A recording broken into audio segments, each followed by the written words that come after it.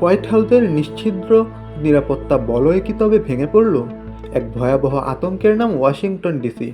White হাউসের উত্তর দিকের লাফায়েত স্কোয়ারে হঠাৎই তীব্র গতিতে একটি গাড়ি সব ব্যারিকেড ভেঙে ঢুকে পড়ে।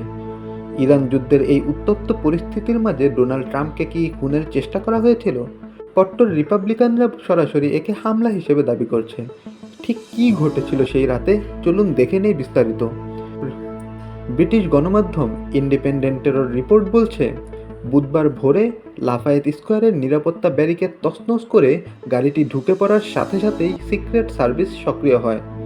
গাড়ি চালককে দ্রুত হেফাজতে নেওয়া হয়েছে এবং তাকে জিজ্ঞাসাবাদ করা হচ্ছে। সিক্রেট সার্ভিসের বিবৃতিতে বলা হয়েছে, তারা একটি সন্দেহজনক বাহনের অনুপ্রবেশের ঘটনার তদন্ত করছে।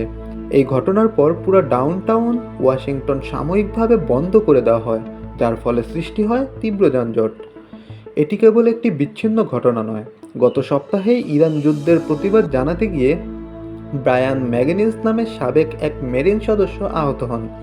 তিনি চিৎকার করে বলেছিলেন, এই যুদ্ধের মূল কারণ ইসরায়েল, আর মার্কিন সেনারা তাদের হয়ে যুদ্ধ করতে চায় না।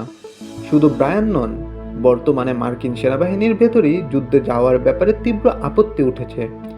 অনেক সেনাই যুদ্ধে না যাওয়ার জন্য আবেদন করেছেন। পরিস্থিতি সামাল দিতে হোয়াইট হাউস এখন এমন এক আইন চালুর ইঙ্গিত দিচ্ছে, যা শেষবার 1972 সালে ভিয়েতনাম যুদ্ধের সময় দেখা গিয়েছিল। আর তা হলো তরুণদের বাধ্যতামূলকভাবে সেনাবাহিনীতে যোগদান।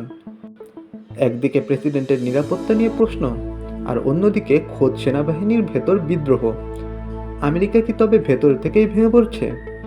আপনার কি মনে হয়, হোয়াইট হাউসের এই নিরাপত্তা ঘাটতি কি ট্রাম্পের জন্য বড় বিপদ? আর মার্কিন তরুণদের জোর করে যুদ্ধে পাঠানো কি সঠিক সিদ্ধান্ত? আপনার মতামত কমেন্টে জানান।